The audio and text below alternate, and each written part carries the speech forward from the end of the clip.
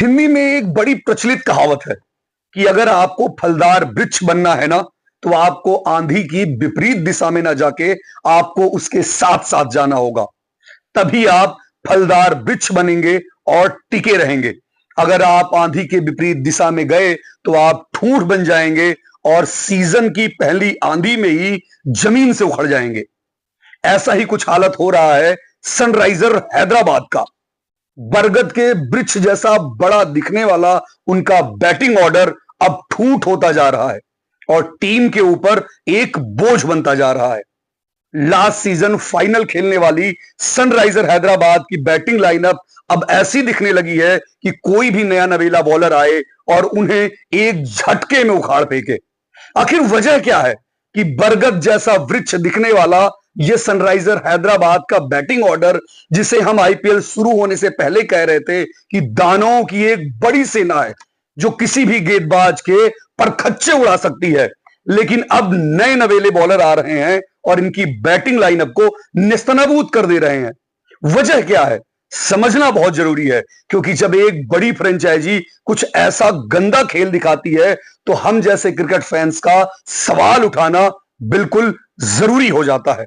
चलिए समझते हैं सिलसिलेवार तरीके से कि आखिर हो ऐसा क्यों रहा है टीम में कि ऐसी स्थिति उनकी हो गई कि अब इस समय मौजूदा पॉइंट्स टेबल में सबसे अंतिम पायदान है और शुरुआती 4 मैचों में सिर्फ 1 मैच जीते हैं। इसकी सबसे बड़ी वजह है ओपनिंग पेयर का ना चलना। ट्रेविस हेड टीम में कुछ योगदान तो दे रहे हैं, लेकिन अभिषेक शर्मा की लगातार गंदी बैटिंग टीम को हराने में मुख्य वजह बनती जा रही है। अभिषेक शर्मा पूरी तरीके से ओवर कॉन्फिडेंस है। जब से टीम इंडिया में उन्हें जगह मिली है, उन्हें लगता है कि यह जगह उनके लिए अस्थायी हो गई है। भाई भूलो मत, ये अस्थायी जगहें होती हैं जब ये अस्थायी जगह जहां पे अभी है ना आप, कोई आपसे बेहतर बैटिंग करेगा इस सीजन तो आप निपट जाएंगे। टीम में कितने दिन तक मौजूद रहोगे ये आपके बैटिंग के ऊपर डिपेंड करता है। इंडियन टीम में भी आपने कुछ बेहतरीन नहीं किया और इस साल सनराइजर हैदराबाद के लिए आप लगातार खराब खेल देख रहे हैं उनकी बैटिंग से। पहले मैच में कुछ रन बने, शुरुआत हुई, लेकिन दूसरे मैच में जिस तरीके से अभिषेक शर्मा रन आउट हुए वो ये बता रहा था कि वो कितने ओवर कॉन्फिडेंस है। उसके बाद लगातार 2 मैचों में किस तरीके से गेंदबाजों ने उनके खिलाफ प्लानिंग की और शुरुआत में ही उनका विकेट ले लिया। उसके थोड़ा आगे बढ़े तो आपको ईशान किशन नजर आएंगे जो लगातार इस सीजन 3 नंबर पे बैटिंग कर रहे हैं। ईशान किशन पहले मैच में सेंचुरी तो लगा देते हैं और बताते हैं दुनिया को कि भाई मुंबई वालों देखो, मुझे रिलीज करके आपने बड़ी गलती कर दी है। लेकिन अगले 3 मैच में पूरी दुनिया को समझ में आ जाता है, क्रिकेट चाहने वालों को समझ में आ जाता है कि ईशान किशन एक शतक के बाद किस तरीके से ओवर कॉन्फिडेंट हो गए हैं। भाई एक बार शो बनाने के बाद इतने नशे में मत आ जाओ कि आप जिस राह की तरफ बढ़ रहे थे, जो इंडियन टीम में आपकी राह आसान करती, वो राह, वो दरवाजे आपके लिए बंद हो जाएं। अगर ऐसा ही खेल दिखाएंगे किशन साहब तो मैं गारंटी ले रहा हूं कि आप आईपीएल से पहले ही आप सनराइजर हैदराबाद से ड्रॉप हो जाएंगे, क्योंकि जिस नंबर पे आप बैटिंग करते हैं ना वो टीम का सबसे इंपॉर्टेंट पोजीशन होता है।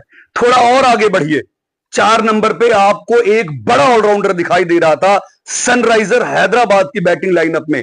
नाम था नीतीश कुमार रेड्डी। था नहीं है, लेकिन जैसा खेल रहे हैं ऐसा ही खेलते रहे तो थोड़े दिनों में था भी हो जाएंगे। भाई साहब टीम इंडिया में सिलेक्ट हुए, अच्छा खेल दिखाया, शतक लगाया, गेंदबाजी में विकेट भी ले रहे थे। पिछले सीजन जबरदस्त परफॉर्मेंस था, लेकिन इस सीजन लगातार फ्लॉप हो रहे हैं। 4 नंबर का पोजीशन किसी भी टीम के लिए वो पोजीशन होता है जहां आपको नर्व को समझना होता है। इस नंबर पे ऐसे प्लेयर को रखा जाता है जो टीम की जरूरत को समझे। कई बार आपका बैटिंग 15 ओवर के बाद आएगा तो कई बार दूसरे ओवर में भी आ जाएगा, लेकिन आप जब भी पहले खेलने आ रहे हैं रेड्डी साहब, आप टीम को निराश कर रहे हैं और निराश कर रहे हैं सारे फैंस को। आपसे बॉलिंग तो हो नहीं रही है, फील्डिंग में कैच छोड़ रहे हैं और बैटिंग सुपर फ्लॉप हो रही है। क्लासन को लेके अनिकेत थोड़ा सा अच्छा खेल रहे हैं, लेकिन जब बात आ जाती है लोअर मिडिल ऑर्डर की, जहां कमिंस खेलते हैं कप्तान, जहां हर्षल पटेल खेलते हैं, जहां सिमरजीत खेलते हैं, जिनसे उम्मीदें होती हैं कि जब टीम को जरूरत हो तो एटलीस्ट 20 ओवर तो खेलो, लेकिन नहीं, इनमें से कोई इस चीज की जरूरत नहीं समझता। कप्तान खुद लगातार मैचेस में जब भी जरूरत पड़ती है अनवांटेड शॉट्स खेल के आउट हो रहे हैं। हर्षल पटेल का क्या ही कहना, सिमरजीत तो 1 या 2 बॉल रोक ले जाएं बहुत बड़ी बात होती है, क्योंकि जो शॉट सिलेक्शन उनका होता है, जो टीवी पे दिखता है, वो ये दर्शाता है कि भाई साहब खेलने नहीं आए, सिर्फ छक्का मारने आए हैं।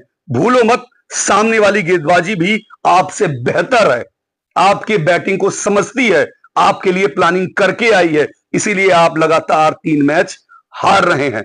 और एक और जो सबसे बड़ी वजह बन रही है सनराइजर हैदराबाद की बैटिंग ऑर्डर से इतर अगर बात करें, तो उनके गेंदबाजों का सुपर फ्लॉप शो करना। इस आईपीएल यानी आईपीएल 2025 में सनराइजर हैदराबाद के गेंदबाज पावर प्ले में सबसे ज्यादा रन लुटा रहे हैं। इकॉनमी देखेंगे तो 11 के ऊपर की है, यानी कि जब आपका पावर प्ले खत्म होता है बॉलिंग करते हुए, तो आप 70 रन सामने वाली टीम को दे चुके होते हैं, यानी कि आपके लिए 50% मैच वही खत्म हो जाता है।